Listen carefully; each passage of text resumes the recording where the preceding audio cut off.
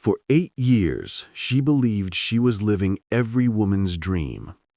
A devoted wife, a loving mother, and a faithful part of a perfect family built on love and God. Every morning she prayed for her husband. Every night she thanked God for the man she believed was her blessing. To everyone who saw them, theirs was the picture of harmony, a marriage others envied, a home filled with laughter, and children who knew nothing but love. But behind those smiles, something dark was quietly growing. What could cause a devoted wife, a woman who loved with all her heart, to hurt her own husband and make him pay? Was it madness? Was it heartbreak? Or was it the moment she discovered that the man she called her husband was living another life entirely?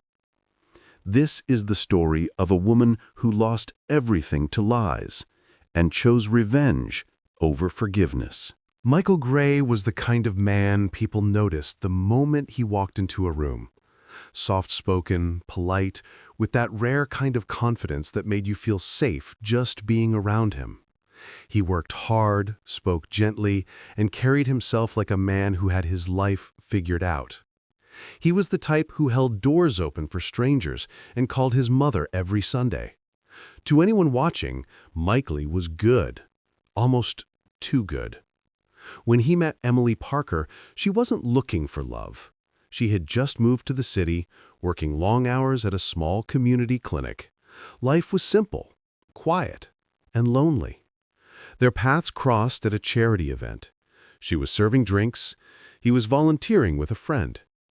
One small conversation turned into laughter, and laughter turned into something she hadn't felt in years. Comfort. He told her he admired her kindness. She told him he made her feel seen. What began as friendly lunches after work soon became dinners that stretched into midnight conversations about dreams, faith, and family.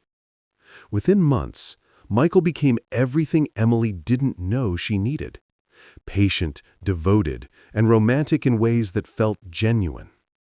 He left little notes in her bag, brought her coffee in the mornings, prayed with her before bed. 5 months into their relationship, Emily found out she was pregnant. She was nervous, but Michael smiled, held her hands, and said, "This is a blessing. You and our child are my future now." That was all she needed to hear. They married quietly in a small church, surrounded by close friends. No grand celebration, just promises, whispered between two hearts that believed in forever. Their first year of marriage was picture perfect. Michael was a provider, a protector, and a father who seemed born for the role. When their daughter arrived, he was the first to hold her, tears in his eyes, whispering prayers of gratitude. Friends envied them. Neighbors adored them. Even their pastor once said, "That's a family built on God's grace." To Emily, it was everything she'd ever prayed for. A husband who loved her, a child who gave her purpose, and a home filled with laughter and peace. But what she didn't know was that every perfect story has a missing chapter, one that changes everything when it's finally read. Years passed, and Michael and Emily Gray became the couple everyone admired. Their small white house sat on a quiet street, the kind of place where children rode bicycles in the evenings and neighbors waved from across their lawns. On Sundays, they arrived to church hand in hand, always early, always smiling. Emily led the women's fellowship. Michael helped with the men's group. Together, they looked like a portrait of faith and family. He was the man every husband was told to be. She was the wife every woman wished to become. Their home was filled with laughter, bedtime stories, morning prayers, and the sound of their daughter's tiny feet running down the hallway. Michael worked hard. Emily stayed home for a while to care for their child, often writing in her journal about how blessed she felt. Their love seemed effortless. No shouting matches, no cold silences, no signs of trouble. When their daughter turned 5, Michael surprised them both with a family vacation to the coast. He planned every detail: matching outfits, surprise gifts, even a handwritten letter for Emily that ended with the words, "You're my forever." She cried that night, not out of sadness, but pure joy. She truly believed she had everything she'd ever prayed for: a godly husband, a happy child, and a love that stood firm through every season. Friends looked at them with admiration. Some even said, if every marriage was like theirs, there would be no divorce. But life has a strange way of hiding cracks beneath the surface of perfection.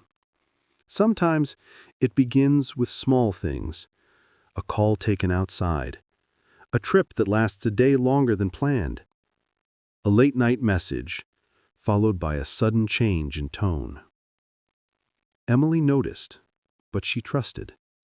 She told herself it was just work, that her husband was tired, that good men sometimes just needed space. Because, after all, hadn't he proven his love 1,000 times before? Still, somewhere deep in her heart, a quiet unease began to grow, a whisper she didn't want to hear. But she would soon learn that the louder you try to silence the truth, the harder it screams when it finally breaks free. It began quietly. A few unanswered calls, a few nights when Michael came home later than usual. He would smile, kiss Emily's forehead, and say, "Just long hours at the office." And she believed him, because love, when it's deep, doesn't begin with doubt. It begins with trust. But little by little, small things started to feel off. A perfume scent that wasn't hers on his shirt collar, receipts from restaurants she'd never been to, and once a woman's bracelet in the glove compartment of his car. When she asked, he laughed softly. "It's probably from her coworker's wife. You know how messy car rides can be." Emily smiled and nodded, pretending she believed it. But that night, as she lay beside him, she couldn't sleep. Something inside her whispered that her perfect life might not be as perfect as it seemed. A few weeks later, Michael began traveling more. Business conferences, church retreats, urgent meetings. Each time, he promised to make it up to her. And each time he did. Flowers, surprises, romantic dinners. The charm that once made her fall in love now became his shield. But even the best liars eventually run out of words. One evening, while folding his laundry, Emily found a hotel receipt, dated during a week he'd claimed to be visiting his brother. The address was in another city entirely. She stared at the paper for a long time, her hands trembling. Then she folded it back neatly and tucked it where she found it. She told no one. She didn't cry. She just watched, quietly, patiently, the way only a woman who senses danger but needs proof can watch. Friends noticed she was quieter. Her mother asked if everything was okay. Emily smiled and said, "Marriage has its seasons." But in her heart, she knew something was changing. What she didn't know was that the truth she was about to uncover would not just end her marriage, it would destroy everything she'd built her life around. For 8 years, the world saw perfection. Michael and Laura were the couple everyone admired, the kind of love people whispered about in envy, the kind of home others wished they had. Their social media told a story of bliss. Sunday church photos, family dinners, picnics with their 2 daughters, and anniversary surprises that melted hearts. Laura often said, "God gave me the best husband in the world," and everyone agreed. But inside the walls of their beautiful home, something unexplainable began to shift. Michael, once open, charming, and affectionate, began to grow distant. Late-night calls became more frequent. Weekend trips for work became routine. And though he still smiled, Laura could feel that something about his smile had changed. At first, she dismissed it. After all, Michael had always been trustworthy. But a woman's heart knows when something is wrong. One night, as she lay awake, she heard Michael whispering in the living room. His tone was soft, intimate. When she asked who he was speaking to, he laughed it off. "It's a client, honey. Go back to bed." But her heart didn't believe it. Then came the second sign, Michael's sudden generosity toward his family up north. He claimed it was his cousin struggling after an accident. Laura believed him, because love believes the best. But the unease kept growing. It wasn't about the calls or the money. It was about how her husband's eyes had started to hold secrets. And in that silence, Laura's faith began to tremble. Was it just her imagination? Or was the man she had trusted for 8 years slowly slipping away from her? The answers were closer than she could ever imagine. Closer than the air she breathed. And when the truth finally came to light, it wouldn't just break her heart. It would shatter everything she thought she knew about love, loyalty, and family. Before we continue, if you've ever believed in someone only to discover a side of them you never knew existed, take a moment to subscribe to Crime Vault. Because every week, we uncover the kind of stories that remind us truth hides in plain sight. And if you won't subscribe, tell us why in the comments. We want to hear your truth too. The night it all began looked ordinary. Dinner was quiet, the kids were asleep, and Michael, as usual, sat on the couch, scrolling through his phone, smiling at something unseen. But that night, something inside Laura refused to stay silent. She couldn't explain it. A chill, a whisper deep in her spirit, but she felt it. Something was wrong. When Michael stepped into the shower, she reached for his phone. Her hands trembled as she unlocked it. He never let her before, said it was work privacy. But this time, she couldn't resist. And then she saw it. A message. Just one, but it froze her blood. "I miss you too. The girls keep asking when Daddy's coming back." The words didn't make sense. The girls? Her daughters were asleep in their beds. Who was this woman? And why did she call him Daddy? The message came from an unsaved number. No name, no profile picture, just a thread of messages that looked too familiar, too intimate. She scrolled up, her heart racing, and read, "I told them you're working, but they don't understand why you left." "Soon," Michael had replied. "You know I love you. I'll fix this." She dropped the phone, her breathing shallow. The man she prayed for every morning was living a second life. But she didn't confront him, not yet. She smiled when he came out of the shower, kissed him goodnight, and lay beside him, pretending to sleep, while her mind screamed for answers. Over the next few weeks, she watched, quietly, carefully. She noticed his calls at midnight, his weekend work trips, his sudden guilt gifts, flowers, perfumes, random apologies for being tired. Laura was no fool. She knew she had to find the truth, not just for herself, but for her children. So she planned. She followed him one Friday morning, the day he said he was traveling for a church conference. She waited, watched as he stopped at a neighborhood she had never seen before, watched him walk up to a small house, unlock the door, and disappear inside. An hour later, a woman stepped out to hang laundry, humming softly. And behind her, 2 little girls played in the yard. One of them called out, "Daddy."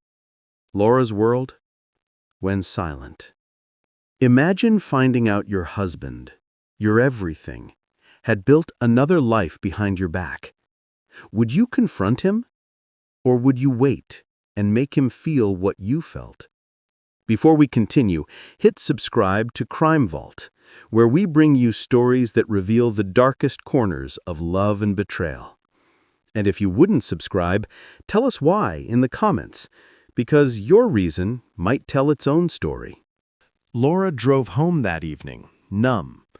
No tears, no screams, just silence, the kind that burns deeper than any fire. The image of those little girls wouldn't leave her mind. Their laughter, their faces, the word daddy. That single word broke something inside her. For 8 years, she had believed she was his only one, his partner, his blessing from God. But now she realized she was just a chapter in a much bigger lie. Still, she said nothing. She smiled when he came home that night, pretending she hadn't followed him, pretending she hadn't seen the truth. She cooked his favorite meal, kissed him goodnight, and whispered, "I love you." But her heart was already dying, piece by piece. In the days that followed, Laura played the role perfectly. She laughed at his jokes, she went to church, she held his hand in public. Everyone saw the same picture-perfect couple. But inside, Laura was already slipping away from the woman she used to be. At night, she stared at the ceiling, asking God one question over and over again. Why? Why would a man so loving, so faithful in appearance, betray everything sacred? Why would he build another home, another family, and still come back to hers like nothing had changed? Then came the moment that sealed her fate. One evening, while Michael was showering, his phone buzzed again. Laura looked at the screen. A message from that same number. "They're asking when you'll visit again.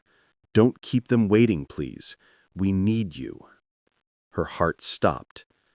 And for the first time, she didn't feel pain. She felt cold. The kind of cold that comes before a storm.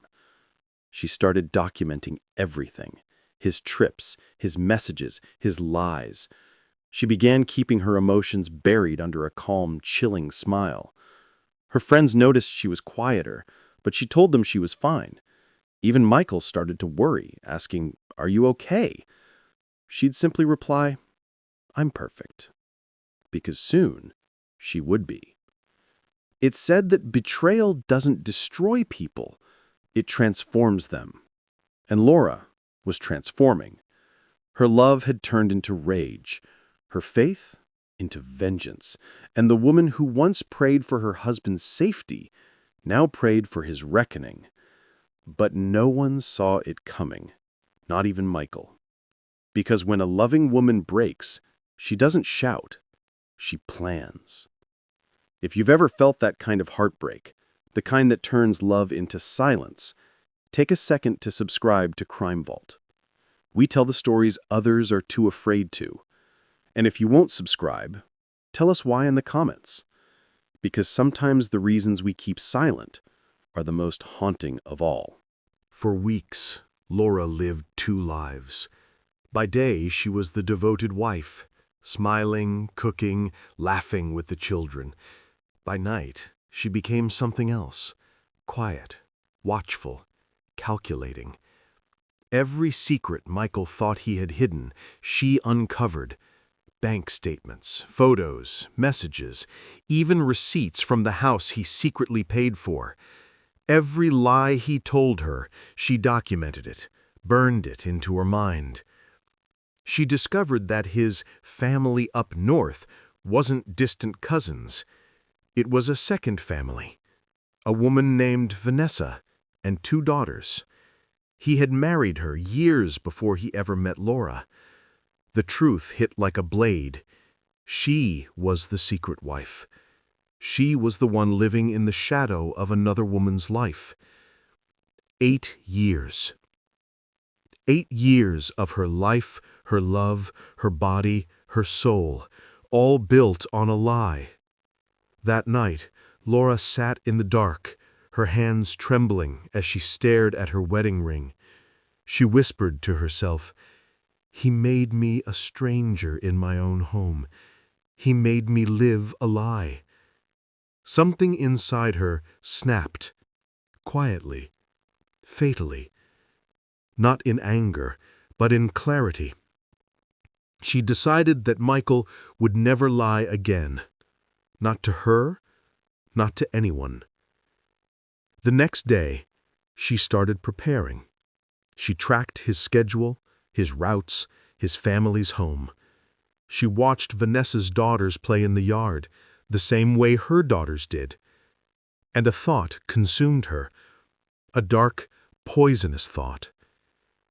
If he wanted two families, then let him watch them disappear together.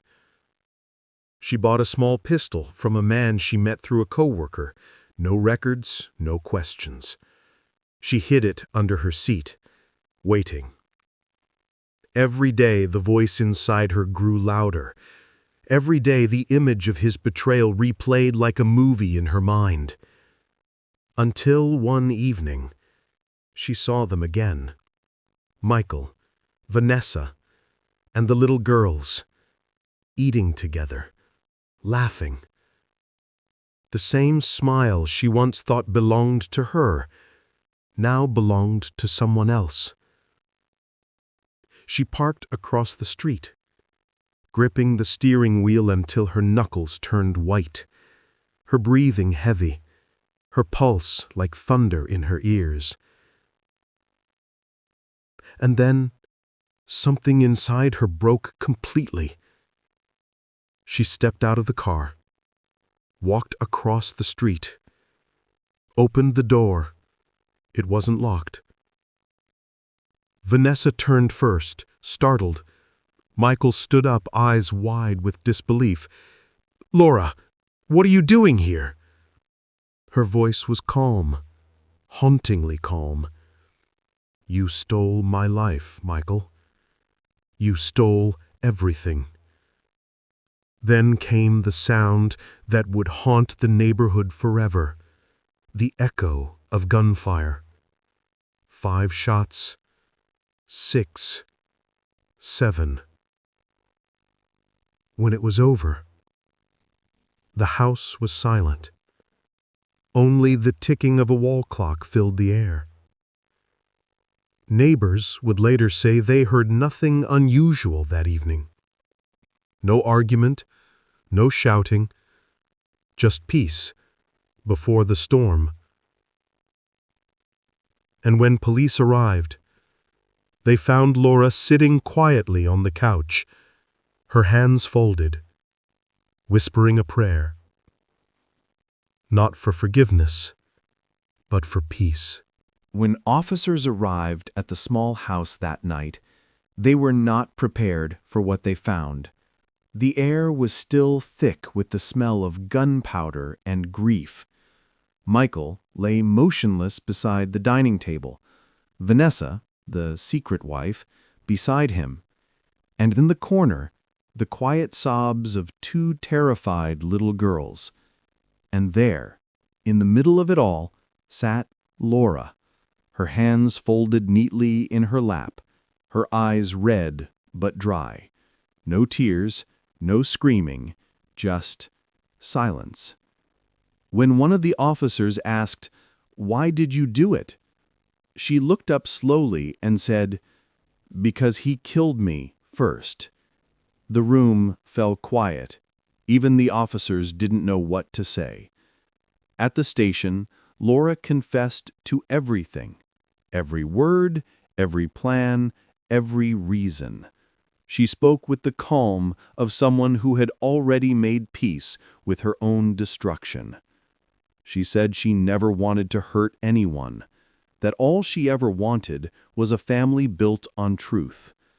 But when she discovered that her life was a lie, that the man she prayed with, slept beside, and trusted with her children, was already married to another woman long before her, something inside her simply died, and what replaced it was rage. She told detectives, I spent 8 years being a good wife to a man who already belonged to someone else. 8 years of loyalty to a ghost. Her confession shook everyone who heard it. Even the prosecutor, known for his iron heart, called it the most tragic case of betrayal I've ever seen. At the trial, the courtroom was packed. Journalists, families, strangers, all came to witness the woman whose love turned into a weapon. The media called her the devoted wife killer, but others called her the forgotten victim. As the verdict drew near, Laura never once denied what she did. She never cried, never pleaded. She only said one thing to the judge: "If betrayal had a punishment before mine, I wouldn't be standing here today." The courtroom went silent. Even the judge hesitated before speaking. When the sentence came, life imprisonment without parole, Laura simply nodded. As she was led away, she turned to the crowd and said, "Tell my daughters I loved them enough to finally stop pretending." In the end, love wasn't what destroyed Laura. It was the lies that dressed themselves as love. And behind every smile she wore, behind every prayer she whispered, was a woman fighting a war no one ever saw. Her story remains a chilling reminder that when trust is broken beyond repair, even the gentlest heart can turn deadly. In the months that followed the trial, Laura's story spread like wildfire. Some called her evil, others called her broken, but everyone agreed on one thing. Her love story had turned into a nightmare no one saw coming. Letters poured into the prison from people around the world, wives, mothers, even men who saw pieces of themselves in her tragedy. Some wrote to condemn her, others wrote to say they understood. Because betrayal doesn't just break the heart, it redefines it. It turns every "I love you" into a question, every promise into a ghost. In her cell, Laura spent her days in silence, the same silence she had carried for years in her marriage. She prayed, but this time not for love. She prayed for understanding. One day, during an interview with a journalist, Laura said something that chilled the world. "I didn't kill him because I hated him. I killed him because I couldn't live knowing he killed everything good inside me." The room went still. The journalist asked if she regretted it. Laura smiled faintly and replied, "Regret is for people who still have a reason to hope."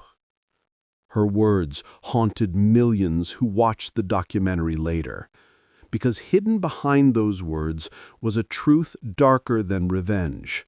Sometimes people don't just snap out of madness, they fall into it, slowly, step by step, until they forget what love used to feel like. Michael's secret life destroyed 3 families, 2 wives, 4 children, and generations of trust. And though the world will always remember Laura for what she did, few will ever understand why. Love, when twisted by lies, doesn't fade quietly. It burns until there's nothing left to save. And now, ask yourself this: what would you have done if you discovered that the life you built was nothing but a performance? Would you walk away, or would you make them feel what they made you feel?